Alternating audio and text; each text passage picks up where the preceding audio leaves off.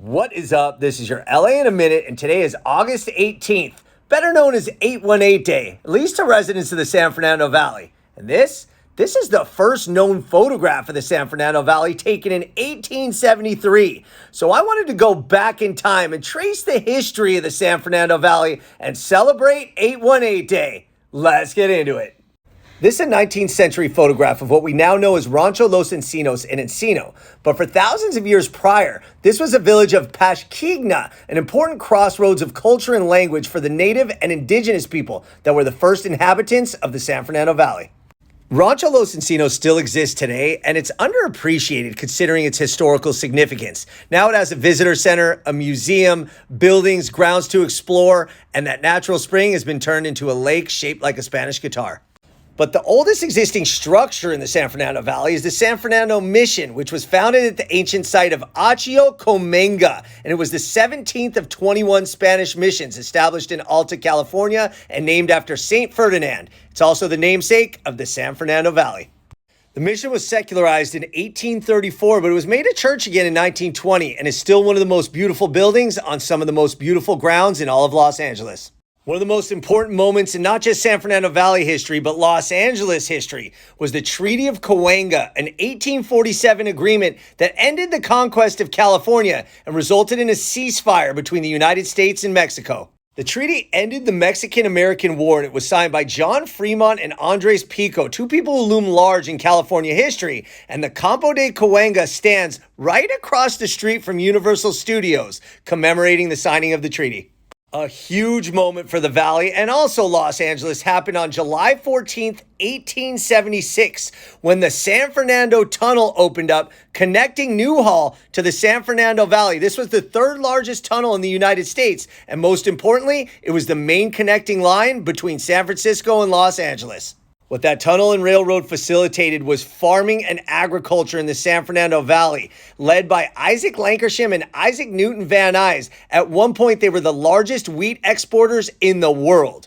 As Los Angeles was developing around them, Lankershim and Van Nuys got wise and formed the Lankershim Ranch Land and Water Company, a real estate development in what is now North Hollywood and Toluca Lake, the first suburbs of the valley. But not far behind were George McClay and Charles Porter, who developed the township of San Fernando, which to this day is the largest independent city in the San Fernando Valley and also named San Fernando. Now, around that time in the 1880s and 1890s, Ventura Boulevard officially developed. It was one of the oldest routes in the valley because it was originally part of the Camino Real, but it formally became a street in the 1890s. At about 19 miles end-to-end from the Cahuenga Pass to Calabasas, Ventura Boulevard is now the longest commercial strip in the entire world. Wow. Speaking of long, the Los Angeles Aqueduct, which took water from the eastern Sierras into the San Fernando Valley so Los Angeles could thrive, is a 250-mile pipe dreamt up by William Mulholland, without which Los Angeles would not exist. When the Los Angeles Aqueduct opened in 1913, it enabled an area that only had water for 100,000 people to have water for millions more. And it still remains a monument to Los Angeles for those of us that drive up and down the 405 and 5 freeways.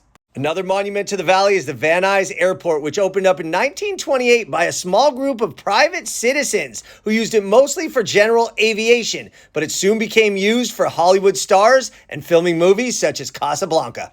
The Nuys Airport today is the busiest airport in Los Angeles and one of the 3 busiest airports in the United States.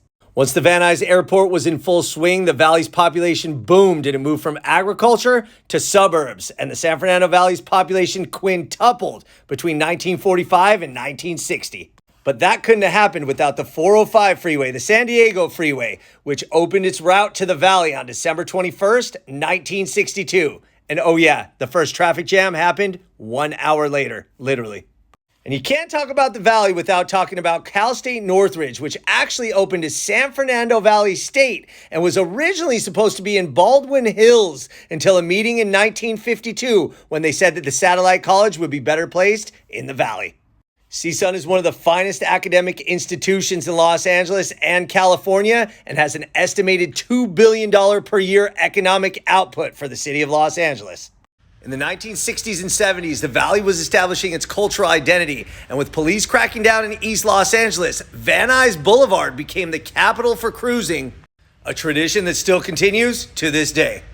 On January 17th, 1994, the Northridge earthquake struck, killing 57 people and causing billions of dollars in damage. As it always does, the valley rebounded. Enough so that by 2002, it wanted to become an independent city as there was a movement for secession that ultimately failed. But the new potential names for the city were Valley City, Mission Valley, Rancho San Fernando, Camelot, and Townsville. San Fernando Valley of today has 1.82 million people, which would make it the fifth largest city in America by population, more than cities like Phoenix, Dallas, Denver, Vegas, and Philadelphia. It even has more people than 12 states, including Wyoming, Vermont, and Alaska combined.